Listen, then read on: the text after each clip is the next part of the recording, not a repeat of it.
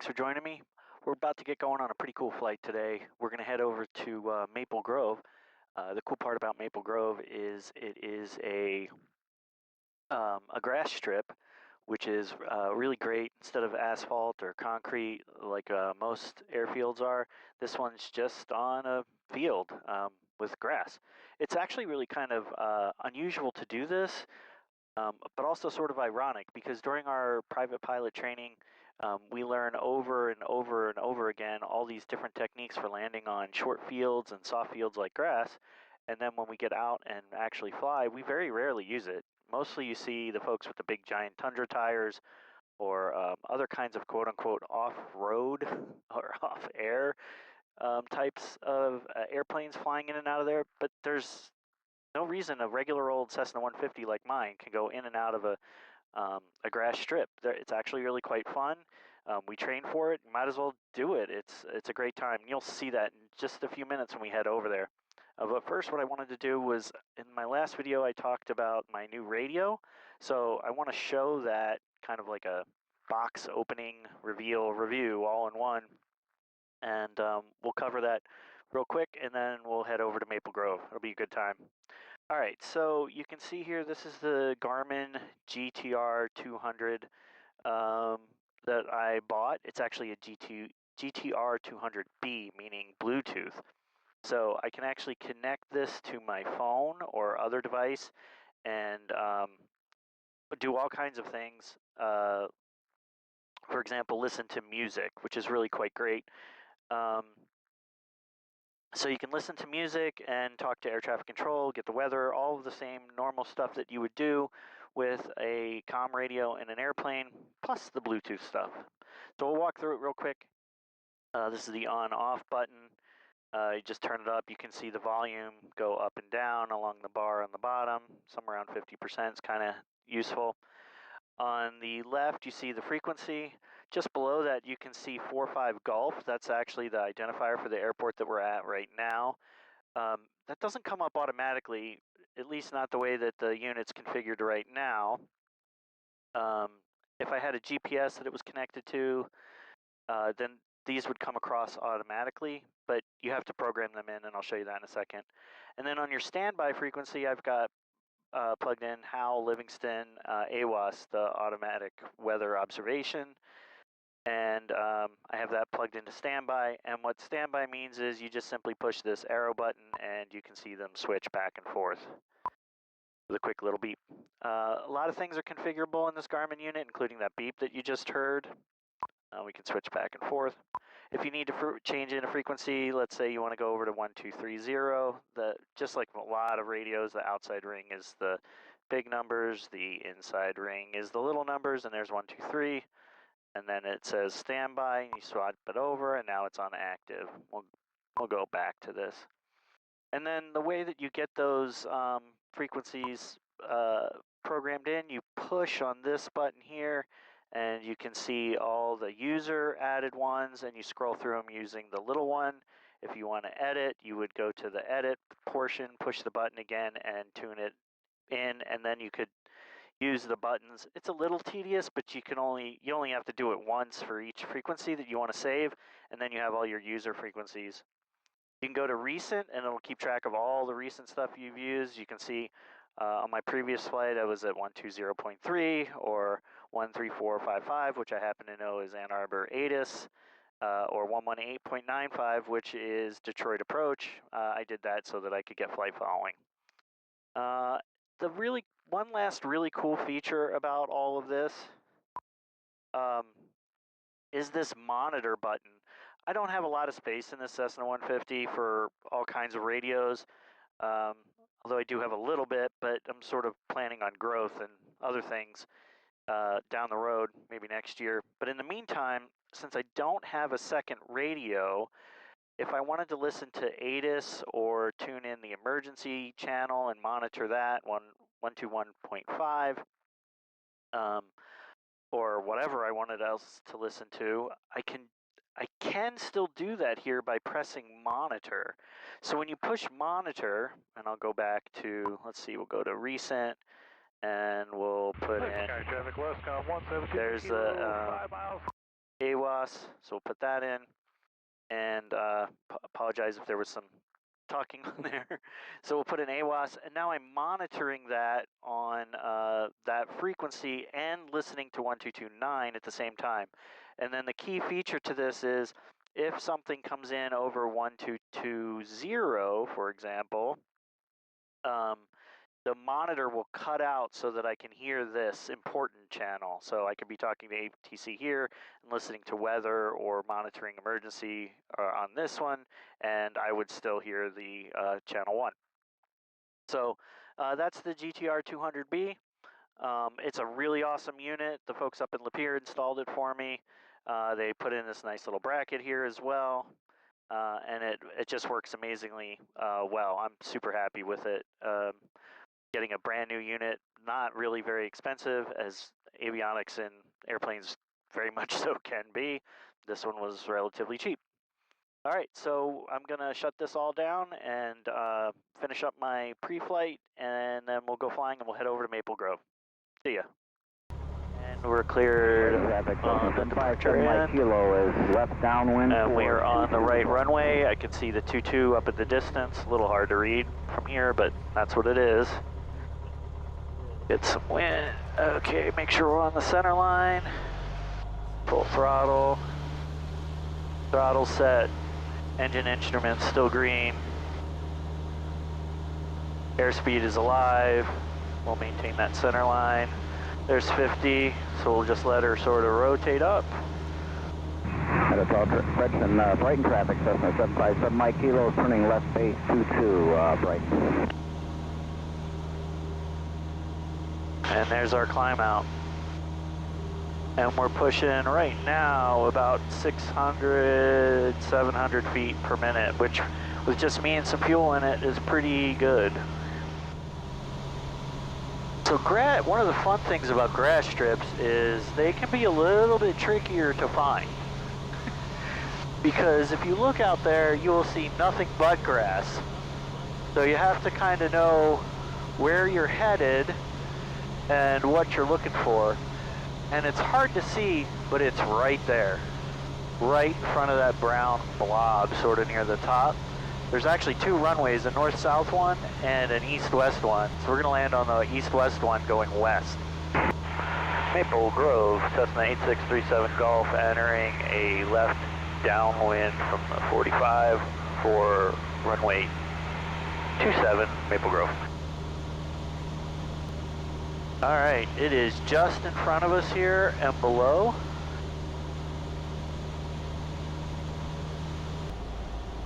Okay, here we come, lining up for the grass strip. Grass strips can be really fun because they are nice and wide.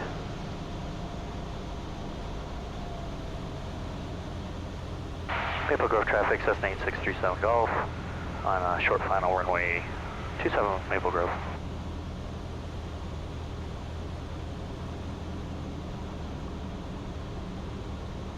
All right, we're going to do a little slip here because we're a little bit high.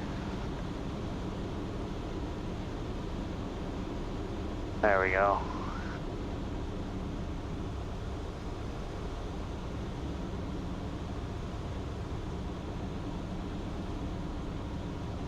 Come in nice and slow.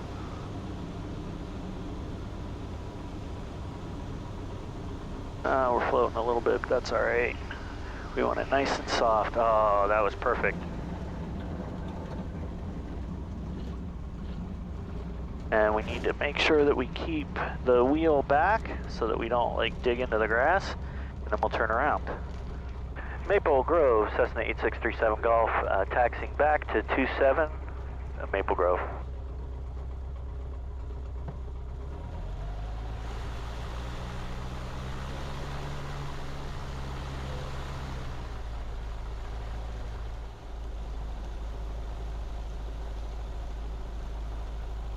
And this is Maple Grove.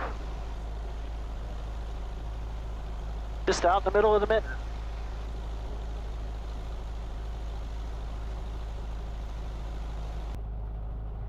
Cleared on approach, cleared the other way.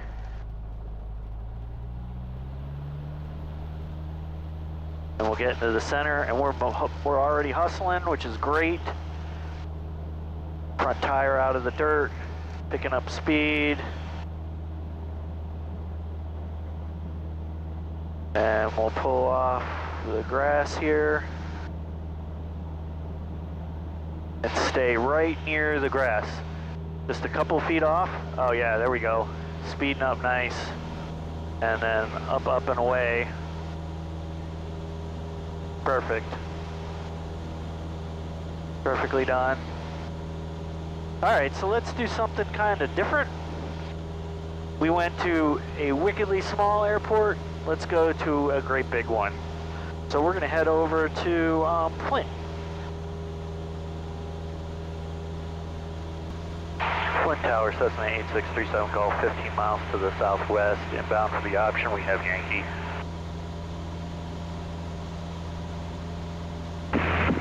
Cessna 8637 Golf, Flint Tower, enter left downwind runway 27, Flint altimeter 2987, squawk 1201. 1201, left downwind runway 27, 2987.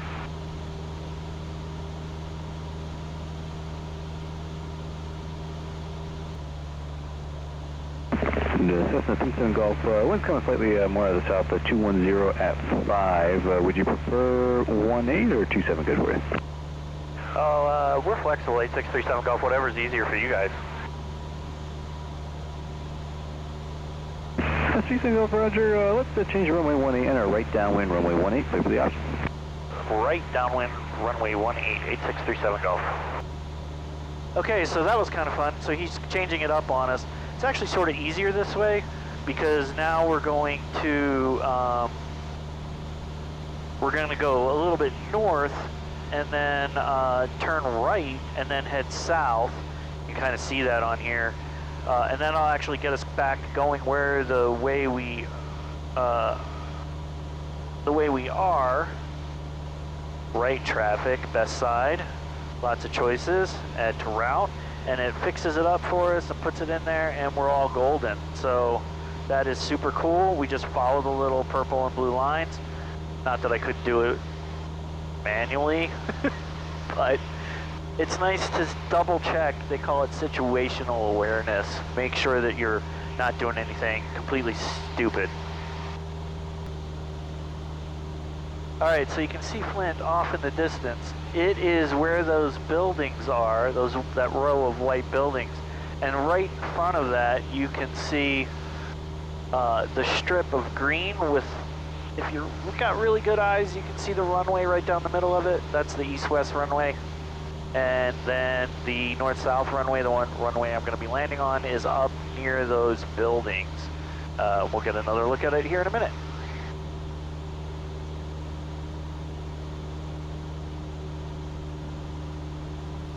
We're at 2,500 feet. So that's only about 1,500 feet above the ground. You get a nice view from up here. Let's have a look. There's Michigan.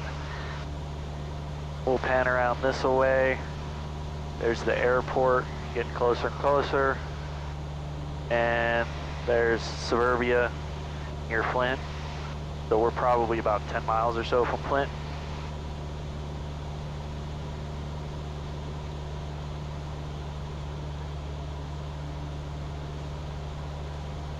What's really crazy about this is it is a Class Charlie airport, Class C. That's what the purple, big purple circle around it means.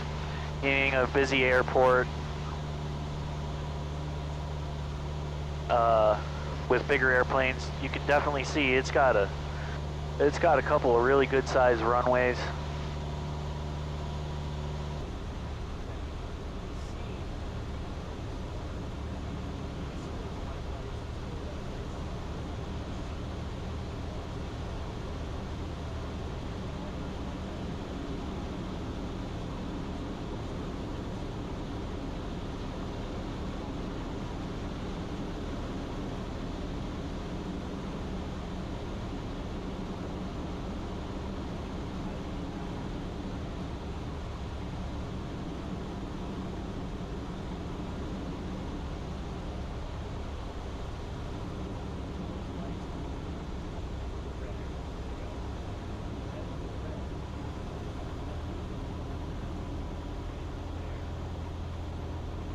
Alright, so we definitely have the runway made. It is a massive runway. And we'll stay on that center line. And we'll hold it off. Hold it off. Yankee, Flint Tower, wind 2205. And we'll get those flaps back up. Alright, runway heading, runway 27 half. And off we go. Clear for takeoff at Alpha 27780 Yankee.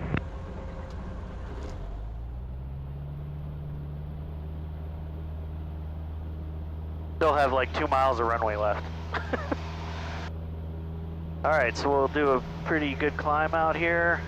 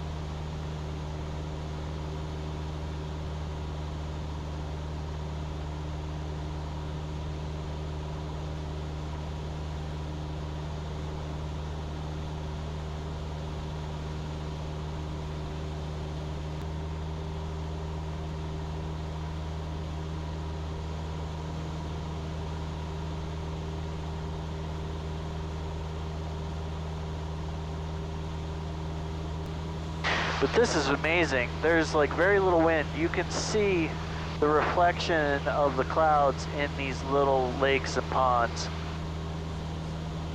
That's how still the water is. It's just amazing.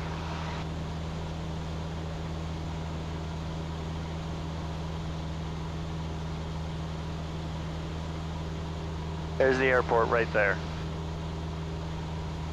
And I know that it's incredibly difficult to see the runway from here, but I promise that 24-foot wide, 3,000-foot long runway is in fact right down there next to those hangars.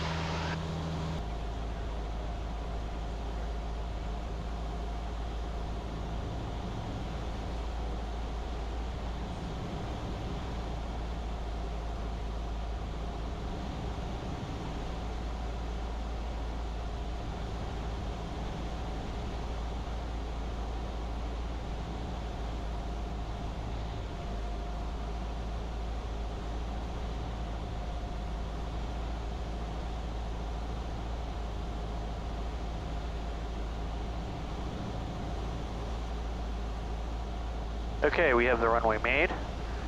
Not supposed to land on the displaced threshold. That's where the arrows are. So we're gonna make sure we get past that. And we're gonna float a little. I pulled a little too hard. That's all right. Got a nice long runway. And we'll just squeak it down like that and stay in the center line. We'll open up some windows because it is now hot. We are on the ground and there's less air moving around in here from the vents. We'll clean up with the flaps and hang a left. All clear. And we'll let everybody know that we're all clear. Brighton traffic, Cessna 8637 Golf. Clear at the active, taxiing back to the fuel pumps. Break. All right, so that was a really cool trip over to Maple Grove and do some work on the grass. That was a lot of fun. Keeps you on your toes. And then up to Flint with the big airport, talking to air traffic control. And then on the huge runways, it's always a good thing to see. Had a beautiful flight back, and then the fun landing on the tiny little runway. So thanks for coming along for the ride. We'll see you next time. Make sure you hit that subscribe button so you can see more of my stuff and like my content, and tell everyone you know that might enjoy this to come along for the ride with the Midden pilot. Thanks. Bye.